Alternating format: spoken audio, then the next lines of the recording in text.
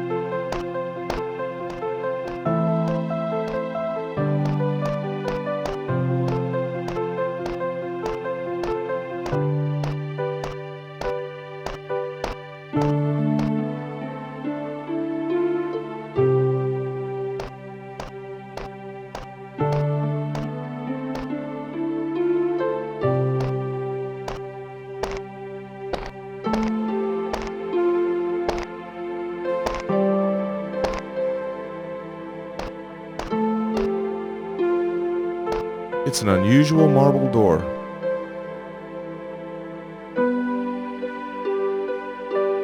I'll never be able to open it.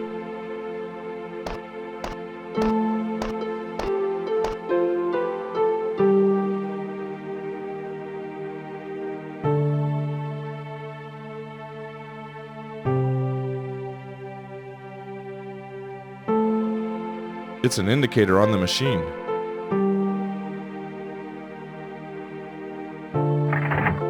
If I push it down, all the indicators are at the same position.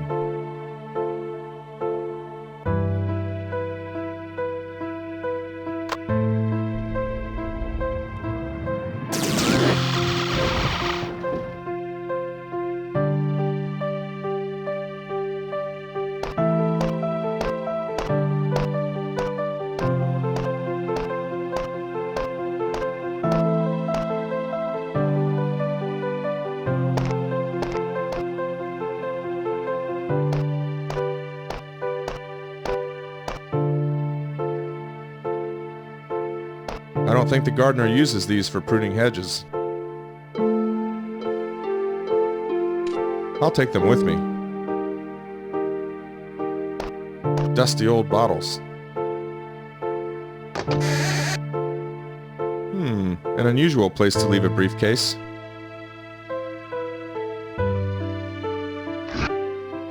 It's got a combination lock and the name Corona on it.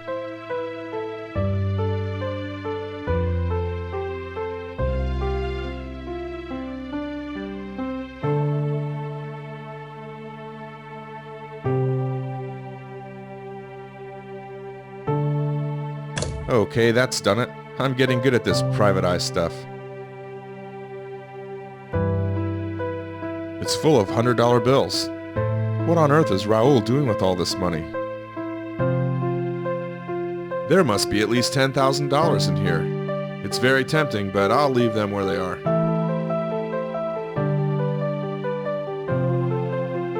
I've got a feeling it's not going to be Barbra Streisand's greatest hits.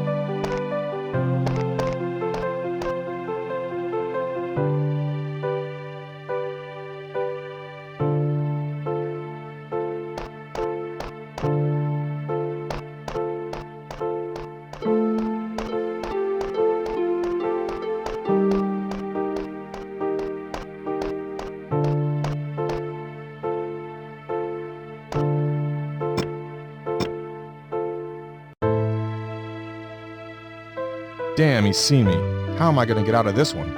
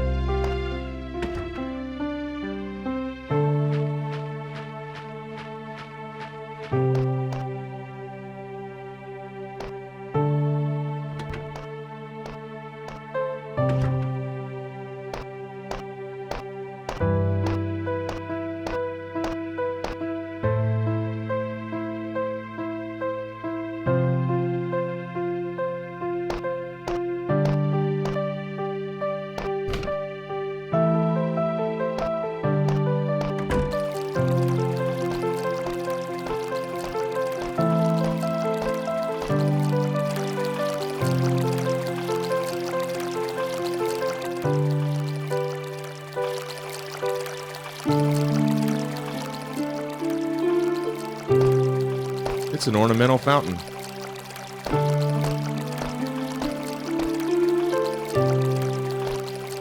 An angel and a lion fighting. It's a very powerful theme.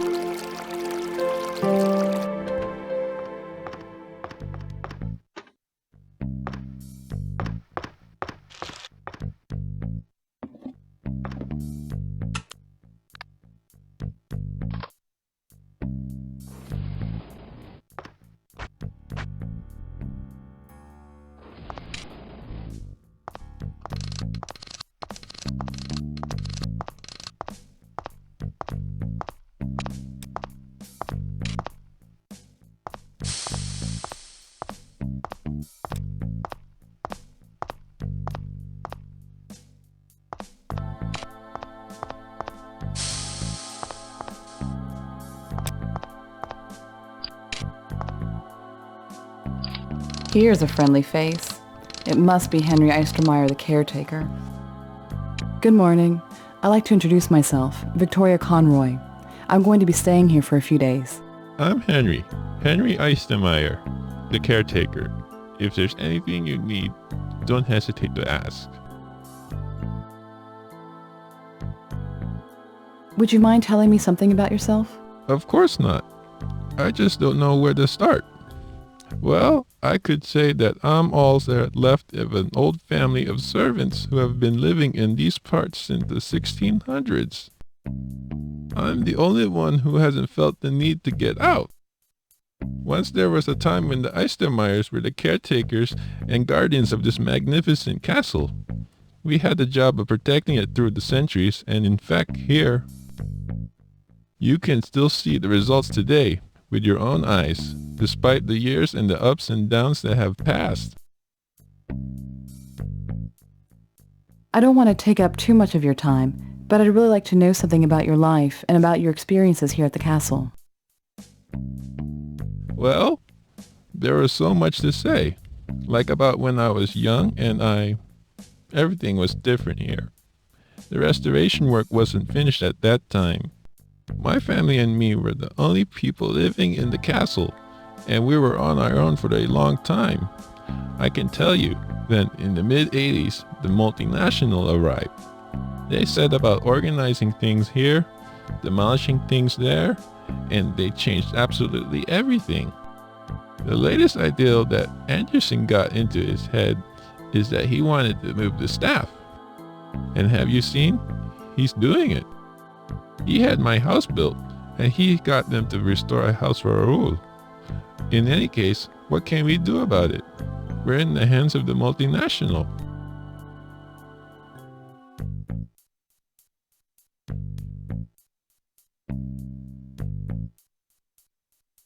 What's your opinion of the multinational? God, they're the biggest medicine producers in the world.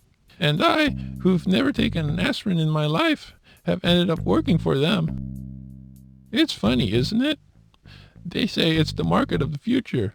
Let's hope they're wrong. Let's only hope they've got it wrong.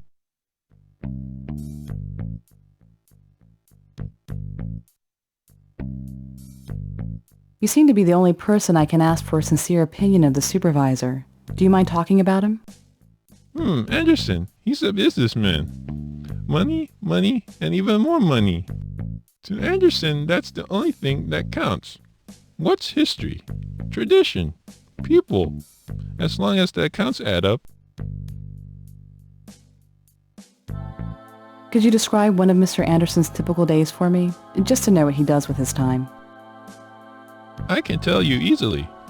In the morning and in the afternoon, you'll find him in his office with things to do.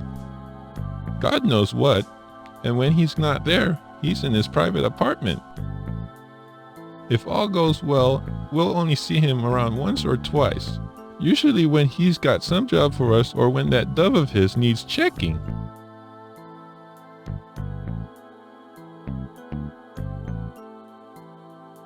How do you get on with Greta? Is she strict? No, poor Greta. You just have to know how to deal with her. Everyone thinks of her as an old maid and they all forget who's behind the scenes, pulling the strings. Christopher Anderson, the supervisor.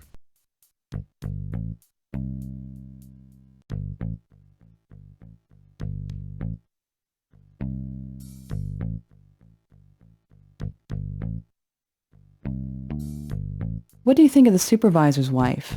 After all, you must have known her for a few years now. Miss Roberts is a very, let's say, modern woman. We've come from completely different eras. I must seem like one of those living mummies to her, like you see on the television. Has Mrs. Roberts ever shown signs of restlessness? It's only natural that a young woman should need distractions, interests, maybe a different life. Do you think so? No? Well, let's say I get bored stiff doing the same thing day after day like she does. But then I'm not a woman, am I? And I'm not 30 years old anymore either.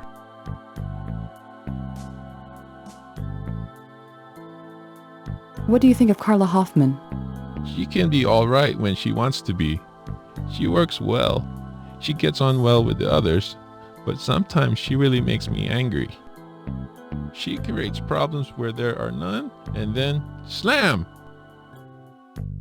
She closes herself in her shell and she shuts herself inside. She just needs someone to help her grow up a bit, seeing as her parents didn't bother. Carla's young and very pretty. She must have lots of men after her. The young of today, lucky things. They do right to enjoy themselves while they can. I'd like to ask you what you think of Raoul, the gardener. And what do you want me to say? I might be old, but I'm certainly not stupid. Anyway, I know that he can't stand me, even if he makes an effort to be polite. Well, let the youngsters have their day.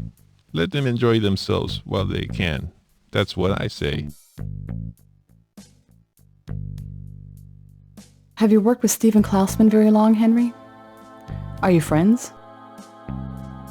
He's a grand man, Stephen. A truly grand man. He knows how to cook too. You know, in these 10 years we always got along. He loses his temper sometimes. I try not to lose my patience, and that's how it works. I know there must be a reason why a man like Stephen Klausman decided to change his life, to bury his memories. But what is that reason? You're still very young. But you'll see, you'll wake up one day with more doubts than hairs on your head. And you'll ask yourself, what have I done with my life? How long can I go on like this? And then perhaps you'll understand what makes Stephen start his life from scratch.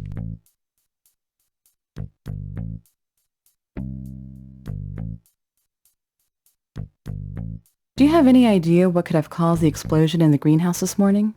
No. But if you want to know the truth, it's not the first time that something like this has happened. My father told me that on Christmas Eve, 1936, the roof of the greenhouse collapsed in front of his eyes like a house of playing cards.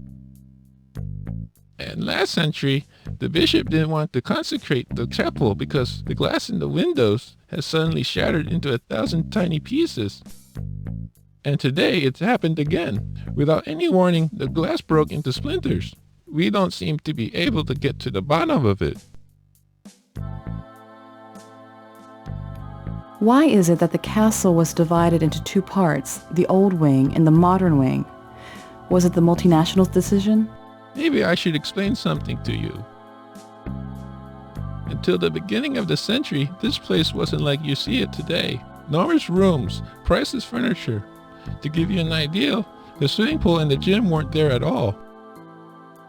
Unfortunately, however, in 1910, a huge fire destroyed almost everything. Only a small part was saved, that which nowadays we call the old wing. All the rest had to be rebuilt, stone by stone, right back to square one. So anyway, the old wing is our little museum. It might seem strange to you that they want to keep it closed all the time, but I can understand their thinking. There are some very expensive things inside. Carla told me about the last party you had here. Just think, a gala evening at the castle. I would have loved to see it. I don't find them interesting at all. Just a bunch of superficial people, too much noise and idle chat. I much prefer to settle down with a good book followed by a good night's sleep.